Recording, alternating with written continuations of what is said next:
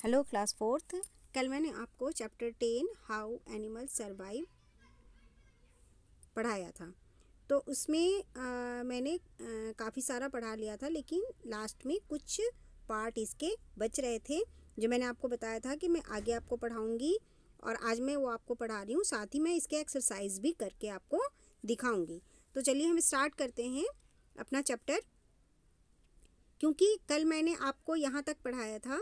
Chapter यहाँ तक मैंने आपको कल एक्सप्लेन कर दिया था। आज मैं यहाँ से शुरू करूँगी, ठीक है। तो चलिए हम पढ़ना शुरू करते हैं। आप नो योर साइंटिस्ट।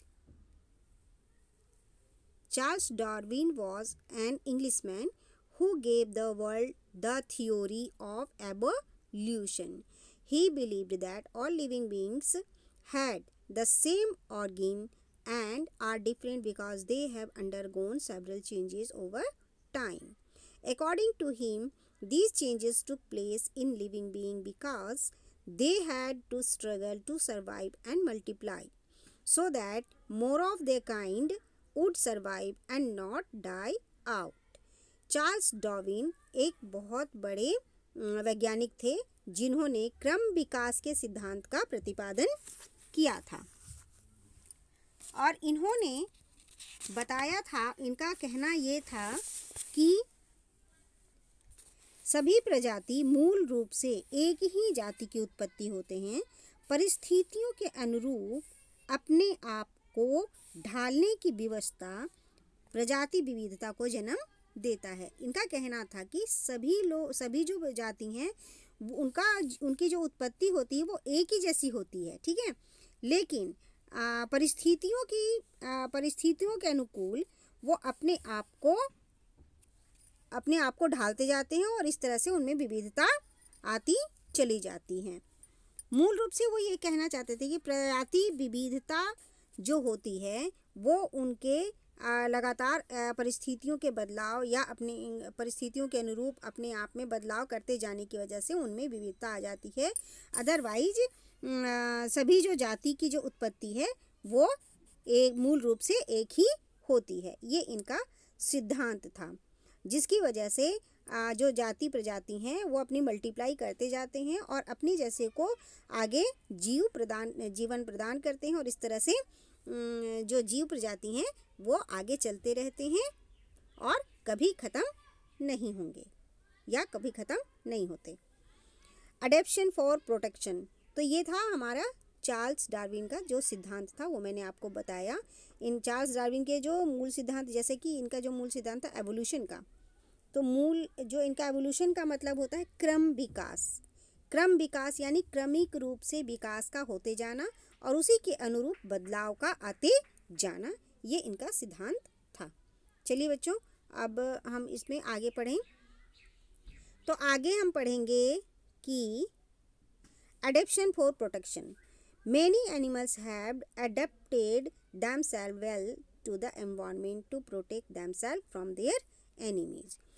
अधिकतर जो जीव होते हैं, अधिकतर जो जानवर होते हैं, वो अपने आप को एनवायरनमेंट के अनुकूल यानी अपने पर्यावरण के अनुकूल अपने आप को ढाल लेते हैं, अडेप्ट कर लेते हैं, अनुकूल बना लेते हैं, ताकि वे अपनी सुरक्षा अपने दुश्मनों से कर सकें, यानी वो अपनी सुरक्षा कर सकें।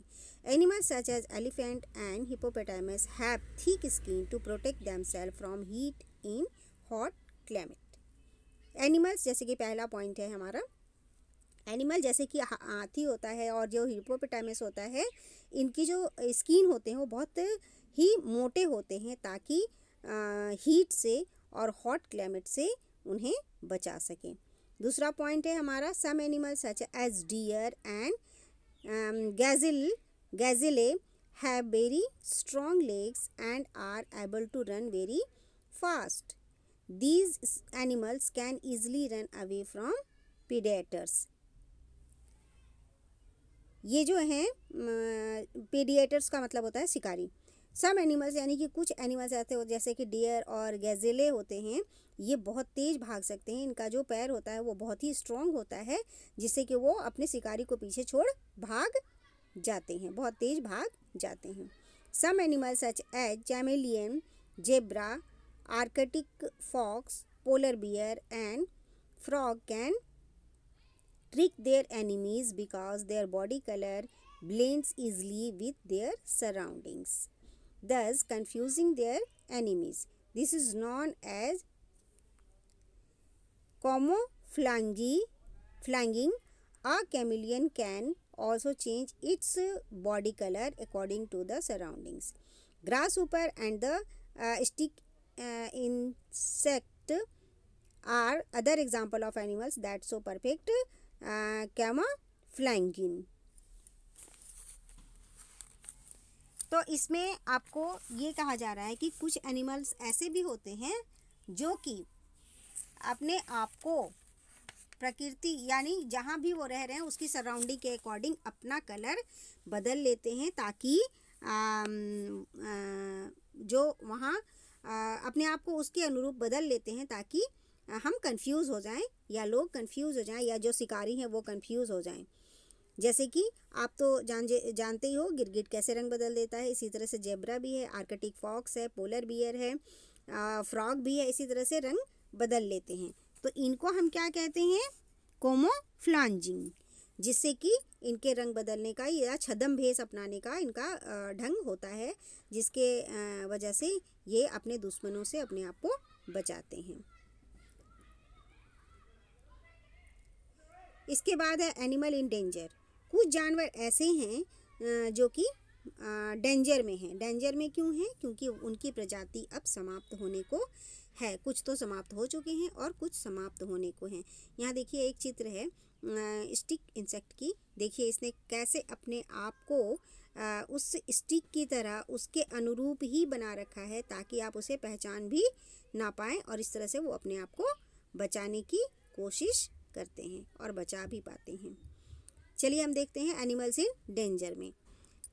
Despite a lot of adaptation, lives of several animals are in danger because of the destructive activities of human. We are cutting down forest for our needs. By doing so, we are taking away the home and food of many animals. यहाँ ये कह रहे हैं कि despite a lot of adaptation, बहुत सारे adaptation के बावजूद, ठीक है, एडेप्शन यानी अनुकूल, जो एनिमल्स हैं वो अपने आप को बहुत सारे अनुकूलन अपने आप में लाते भी हैं उस तरह रहने के, उसके बावजूद भी बहुत से जानवर ऐसे हैं, several animals are in danger, बहुत से जानवर ऐसे हैं जिनका जो लाइफ है वो बहुत खतरे में है because of the destructive activities of human. मनुष्यों की, हमारी मनुष्य प्रजाति की डिस्ट्रक्टिव एक्टिविटीज़ यानी कि विनाशक एक्टिविटीज़ की वजह से इनकी जान खतरे में है। We are cutting down forest for our needs, हम अपनी ज़रूरतों के लिए क्या करते हैं? फॉरेस्ट की कटाई करते हैं। By doing so we are taking away the home and food of many animals. ऐसा कर कर हम क्या करते हैं कि बहुत से जानवरों के फूड्स को और उनके घर को हम क्या करते हैं? खराब कर देते हैं। Thus many animals are in danger of dying out. यही कारण है कि बहुत से जो जानवर हैं वो मर चुके हैं। Some animals such as the dodo and passenger pigeon have already disappeared from the earth. कुछ जानवर जैसे कि डोडो है, ये मॉरिशस का एक थलचर है। ये बहुत बड़ा सा देखने में बिल्कुल बतख की तरह ही दिखता है, बट ये ज़मीन पे चलता है और ये अब डिसअपेयर हो गया है क्योंकि अब ये दिखाई नहीं देता। इसी तरह से पैसेंजर पिजन भी है। इसका नाम पैसेंजर पिजन बच्चों इसलिए है क्योंकि ये ना बहुत ज़्यादा माइग्रेशन में रहता है, बहुत ज़्यादा इधर उधर घूमता रहता है, इसी कारण इस पिजन का नाम पैसेंजर पिजन है। ये भी अब दिखाई नहीं देता, ये विलुप्त हो चुके हैं। डोडो और पैसेंजर पिजन ये बिल्कुल विलुप्त हो चुके हैं धरती पर से। Such animals are called extinct animal. Animals such as giant panda and tiger are in danger of becoming extinct. अब कौन कौन खतरे में है? खतरे में है जिएंट पांडा और टाइगर। ये इनकी प्रजातियां अब लगभग ख़त्म होने वाली हैं। Such animals are called endangered animal, इसलिए इनको, जिनकी प्रजातियां ख़त्म होने को हैं, तो उनको हम कहते हैं इंडेंजर्ड एनिमल। चलिए यहाँ पे हम देखते हैं लेट्स रिमेंबर में कुछ ट्रू फॉल्स हैं।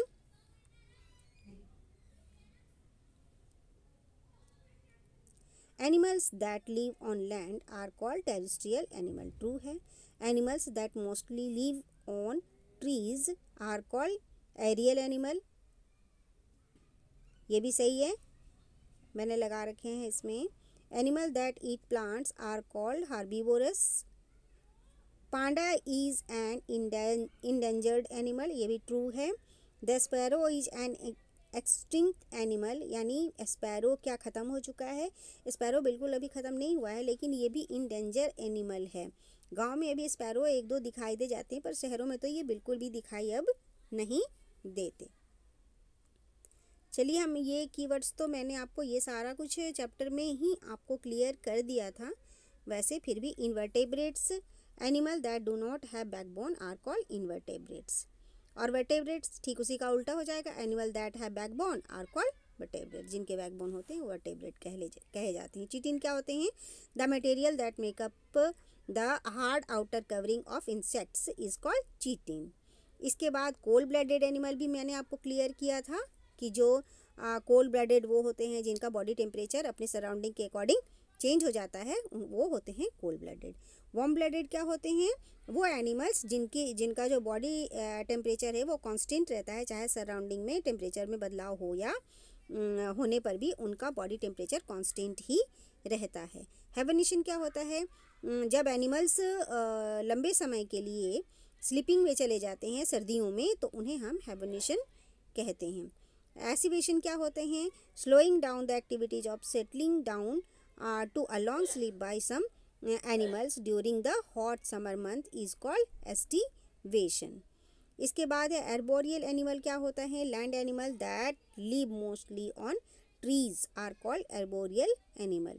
एरियल एनिमल्स क्या होते हैं? Aerial animals that can fly and spend most of their time in the air, हवा में उड़ने वाले जो पक्षी होते हैं उनको हम एरियल कहते हैं। पैरासाइट्स कौन होते हैं? Those animal that get their food from other living organism are called parasite. जो एनिमल दूसरे के ऊपर रहकर अपना जीवन निर्वाह करते हैं उनको हम पैरासाइट या परजीवी कहते हैं। एक्सटिंक्ट एनिमल क्या होते हैं? Animal that have already disappeared from the earth are called extinct animal. जो पृथ्वी से बिल्कुल गायब हो चुके हैं उन्हें हम एक्सटिंक्ट एनिमल कहते हैं। इंडेंजर्ड एनिमल क्या होते हैं? इंडेंजर्ड एनिमल वो होते हैं जो अब विलुप्त होने को हैं, पूरी तरह से नहीं हुए हैं पर लगभग ख़त्म होने वाले हैं, तो उनको हम कहते हैं इंडेंजर्ड एनिमल। समरी में वही सब कुछ है जो मैंने आपको अच्छे से एक्सप्लेन किया हुआ है चैप्टर में। तो चलिए अब हम देखते हैं अपनी एक्सरसाइज को।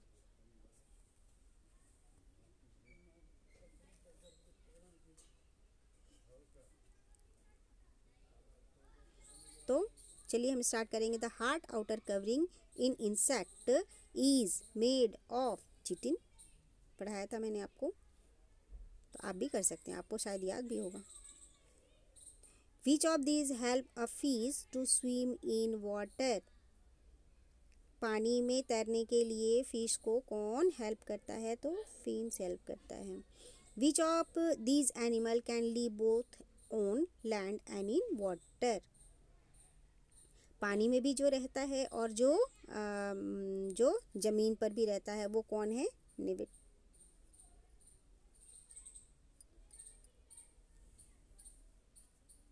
सॉरी, निविट नहीं,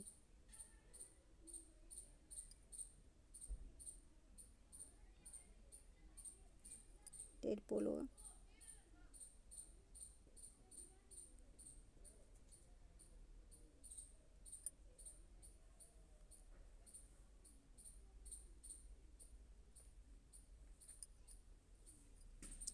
Which of these is not a bird? Ostrich, emu, kiwi, bat. Bird कौन नहीं है?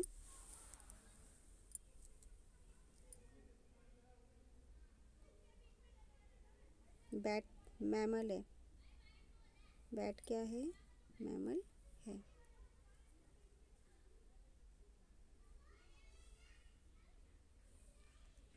Which of these animal is warm blooded? Warm blooded कौन होता है? Which of these animal is warm blooded? Warm blooded कौन होता है? लिजार्ड है कि बियर है कि स्नैक है कि क्रोकोडाइल है? बताइए। वार्म ब्लडेड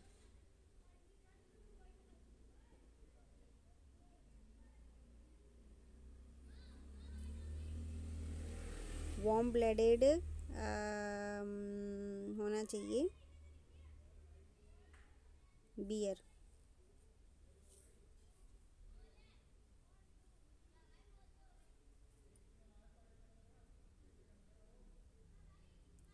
इसके बाद है where does a yak live? Yak कहाँ रहता है? माउंटेन पर। Which of this animal is extinct? तो हो जाएगा पैसेंजर पीजन। पैसेंजर पीजन होगा क्योंकि पेंगुइन तो अभी है, जिएंट पांडा अभी इंडेंजर्ड में है, स्पैरो भी इंडेंजर्ड में है। और which of these substance in is plant food rich in cellulose होगा इसमें। अब चलिए आगे देखते हैं। Circle the odd one out. Monkey, rat, squirrel, slug, इसमें कौन है सबसे डिफरेंट? स्लग होगा क्योंकि ये इंसेक्ट है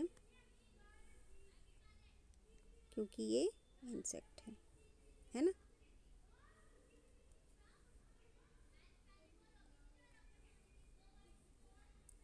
कॉकरोच, लेडीबर्ड, स्नेल और स्क्वायरल। कॉकरोच, लेडीबर्ड, स्नेल ये सारे क्या हैं? इंसेक्ट हैं। तो स्क्वायरल होगा डिफरेंट। ईगल, कीवी, पेंगुइन और स्पैरो में ईगल, कीवी, पेंगुइन और स्पैरो।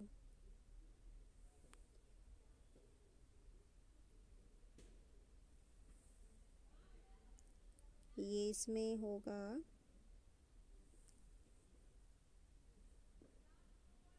ये सारे तो हैं, ये है इंडेंजर्ड एनिमल में, तो स्पैरो है अलग। डियर, गॉट, रैबिट और बियर। डियर, गॉट, रैबिट और बियर। बियर अलग होगा क्योंकि ये कार्निवोरस होता है। Vulture, lion, tiger. Vulture, lion, tiger और स्नैक में वल्चर अलग होगा क्योंकि ये तो तीनों कार्निवोरस हैं, लेकिन वल्चर क्या होता है? स्कैवेंजर्स होता है, तो वल्चर अलग है। Next, answer in one word. Answer in one word है ये। तो ये है एनिमल दैट सकल देयर यंग वंस। तो क्या कहते हैं उनको? जो अपनी माँ का दूध, एनिमल्स दैट सकल देयर यंग। एनिमल्स जो कि अपने बच्चों को दूध पिलाते हैं उनको कहते हैं मैमल्स।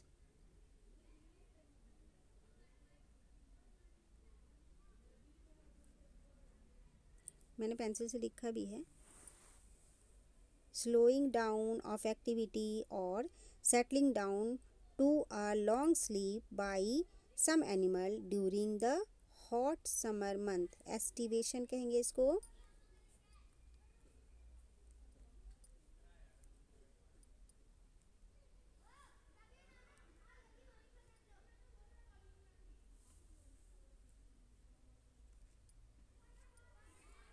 एस्टिवेशन देखिए यहाँ पे मैंने भी लिख रखा है।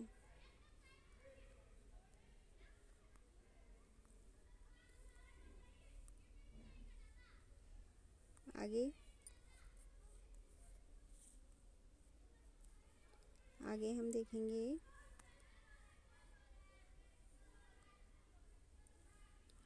Animal that feed on the flesh of dead animal. तो ये हो जाएगा स्कैवेंजर्स। इसमें क्या लिखना है हमने? इसमें हमने लिखना है स्कैवेंजर्स।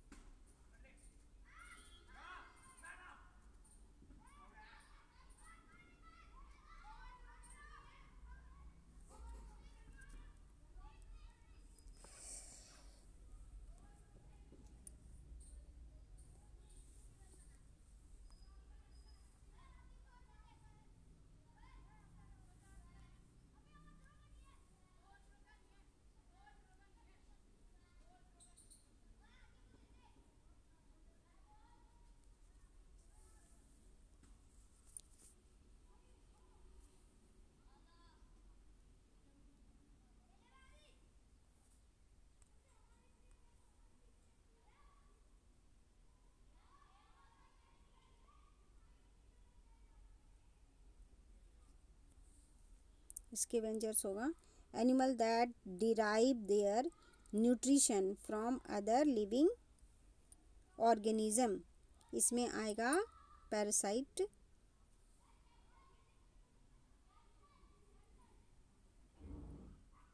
इसमें आएगा parasite.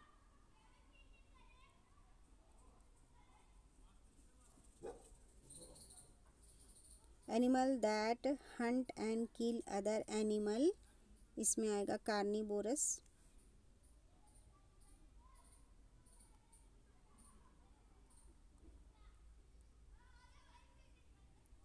Mass movement of bird from a colder to a warmer place, इसमें सबसे आखिरी वाले में आ जाएगा, सबसे आखिरी वाले में आएगा migration.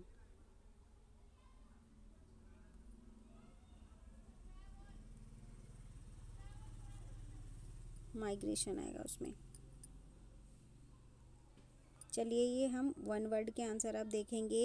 Animal that do not have backbone, तो ये जो जिनके बैकबोन नहीं है उन दो एनिमल्स के नाम लिखने हैं आपने। तो इनमें आप लिख लीजिए वास्प और एंट।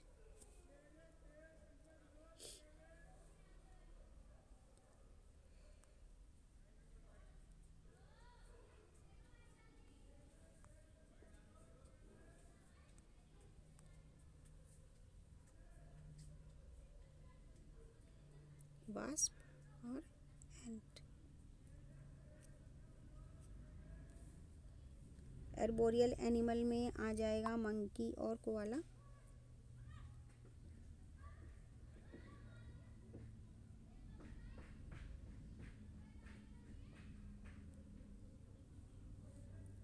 फ्लाइटलेस बर्ड में आ जाएगा,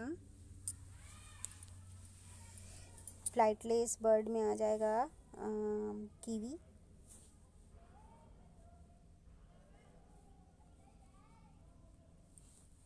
कीवी आ जाएगा।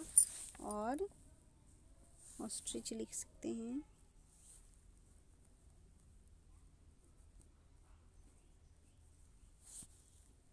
तो 3 तक हमारा हो गया। अब हम अगला करेंगे। Animal that have thick skin to protect themselves, तो इनमें आ जाएगा एलिफेंट और हिप्पोपोटामस। तो हम इसमें आ जाएगा एलिफेंट और हिप्पोपोटामस आ जाएगा।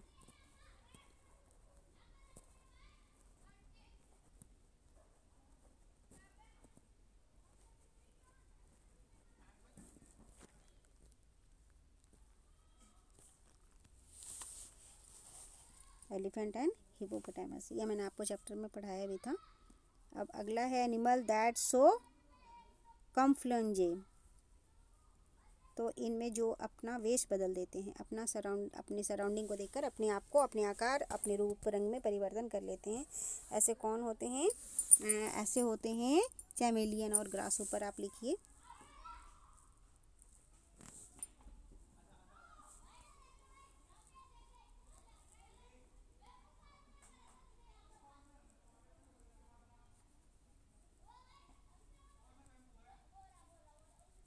चैमेलियन और दूसरा ग्रासहोपर लिख लीजिए।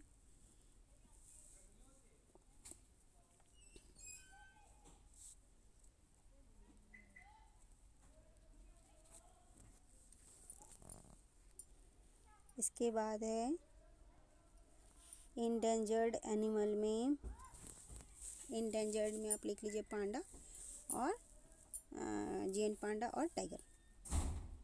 तो हम लिख लेंगे इसमें टाइगर,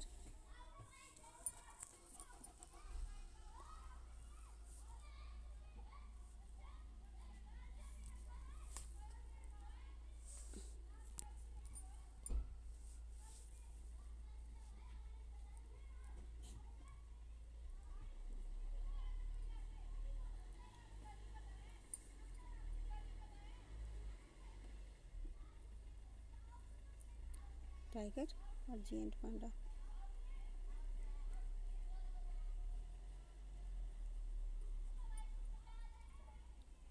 ग्रेडियंट फाइंड।